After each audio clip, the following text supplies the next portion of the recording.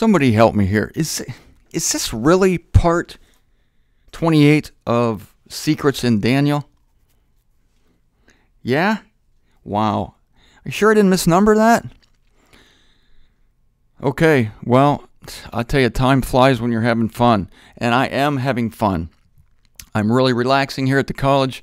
I'm becoming more bold and even more outspoken than I already am. Thank you for joining me here at the college. I'm going to be leaving here. I'm doing several of these shows ahead of time, so by the time you're listening to my voice now, I will be on my way back up north, I think, and I'm going to take a very slow trip up north. Not that I'm not looking forward to going back to Pennsylvania in May, where probably they're still waiting for the snowdrifts to melt, and I'm hoping that by the 4th of July parade, the tallest of the snow piles made by the snowplows pushing the tons and tons of snow into great heaps will have melted sufficiently to allow my car to pass on Bedford Avenue without slipping into a ditch and killing me. Good morning, everyone. Martin Zender, and I'd like to thank Alice once again, that is Tapioca Toes, for writing this email to me and getting real.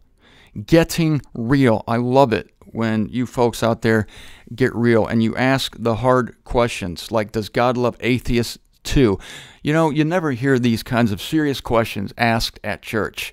They do allow you to ask questions at church, and here's a list of the questions approved by Pastor Dave that you are allowed to ask.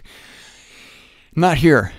Not here. Anything goes. And if I don't know the answer, I'm going to tell you. The most beautiful thing about my job is that I'm allowed to say, I don't know. And I love saying it. I so rarely get an opportunity to say it, which is why it's so easy for me to do it. I'm just giving you folks another opportunity to think I'm an arrogant so-and-so. That's fine. I love it. I'll play right into your hands. It's fun for me because I know the truth. And most of you know the truth as well. So let's go back to God's opinion of atheists, because we're going to reach a conclusion not reached by organized religion. In fact, they reach the opposite conclusion. Their conclusion is, I'll preempt it a little bit. God hates his enemies for eternity. He not only dislikes them, no, my friends, because if he disliked them, he would merely do what we do to our fellow human beings and even some of our fellow believers in this world. We shun them. If we don't like somebody, if somebody rubs us the wrong way, like stroking the back of a cat backwards, then they will shun you. They will not talk to you. They will not answer your texts, even though you may write the most loving texts imaginable. You may use the word love. You may use the word, I will be your friend forever no matter what. And yet still, they never respond to you. And then they project this hideousness upon God. But no, my friends, God is even worse than this. Because God does not only shun you. No, my friends, if only God shunned his enemies. What a pleasant thing that would be. We would be hop, skipping, and jumping through the poppy field on our way to Oz. No, rather, instead, God hates his enemies to the point that he isolates them. But if only he merely isolated them. No, he sends them to a place burning with fire. And he miraculously preserves their bodies. This is a miracle. Now, God could provide a miracle to save them. That would be an easy miracle. You're saved. I gave you belief. Welcome to my family. No. But he instead works a very difficult, very technically challenging miracle. And that miracle is to preserve the human body, to allow it to suffer in fire without consuming itself. That's a very, very special skill. Because ordinarily, you see, fire will destroy the human body, and it turns to ash, and it disappears into the air, into smoke, and it smells bad too. But no, God produces a miracle to keep it burning and keep it burning, to keep those nerve endings alive, because, damn it, he is really pissed at you for not loving him. How could you not love him? He's so nice. He needs you to love him back, because if you don't love him back, his feelings are hurt. He's going to go home and pout. If only. No, before he goes home and pouts, he's going to send you and your loved ones into eternal fire. Yeah, that's the God of Christianity. And you know why none of them teach that? Because somewhere deep down, they're sickened by their own teaching. They're embarrassed by it. I was just talking to Dan Sheridan yesterday, and he said to me, isn't it great that we have an evangel? We have a gospel that we're not ashamed of. We have an evangel where we don't have to take the greater part of it and sweep it under a rug until that stupid rug looks like a beret on the Matterhorn. Big hump. What's that under the rug? Oh, that's all the things in the Bible I'm embarrassed about. I'm embarrassed about my God. He's like a crazy uncle up in the attic. We keep him locked up. We don't like to talk about him. We'll bring out some verses. We'll bring out those things we understand. But there's so much of him we don't understand. He has a mean streak. He's freaking nuts. If you get on the wrong side of him, he's a terror, a holy terror. He's an HFT, actually, a holy freaking terror. And if you go against him, then you're going to be doomed. You're going to suffer and be in pain, and you're going to scream with the molten lava going through your veins and your arteries and all your ventricles. Left ventricle, check. Right ventricle, check. Aorta, yeah, let's send the fire through there too. What about the alveoli of the lungs? Let's fill each one of those little air sacs with a hot coal. That's what we'll do. Yeah, that's our friend Jonathan Edwards, folks, who preached sinners in the hands of an angry God. And he waxed eloquent. Couldn't talk about anything else worth a damn, but the man could wax eloquent about the tortures of the torture meister God. And for that, we owe him much. And of course, there's Dante, who in his innocence wrote a play, The Divine Comedy, tragedy, whatever the hell it was, and surmised in his sicko imagination all these compartments in hell. All right, that's okay. I'll give him that. It's literature. What the hell? Who cares? Unfortunately, Christianity took it up as, ooh, this must be true.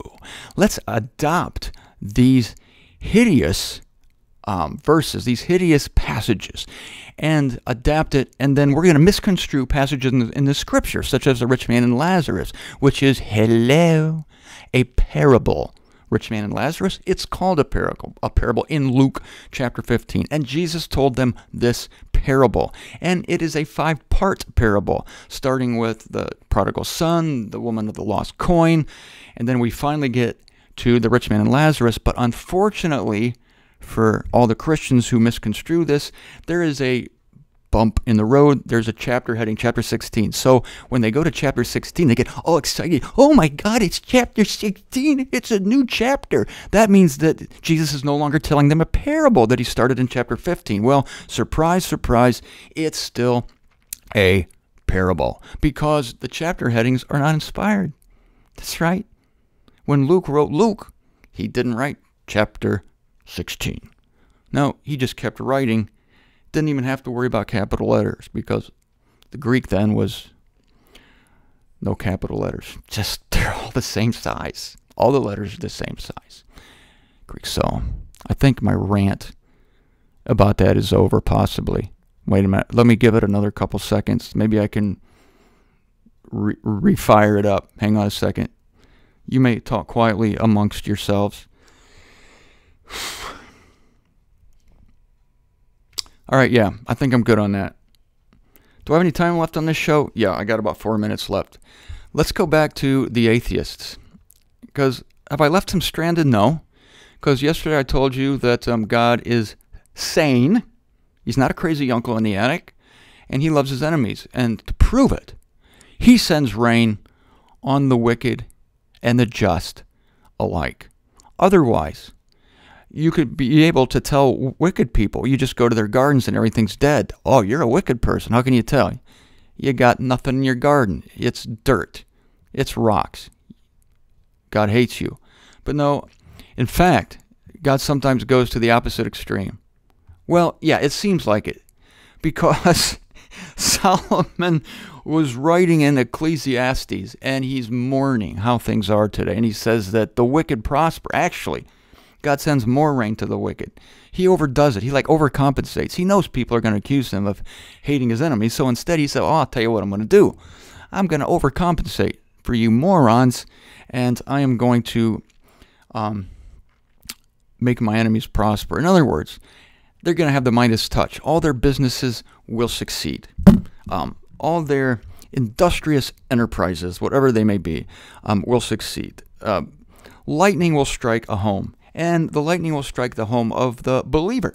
and leave the home of the wicked person unscathed. And a flood will come, or a landslide, and all the houses of the good people will be washed away into the abyss. And the one house of the wicked person, the liar, the cheater, the adulterer, it will be preserved. This is the way.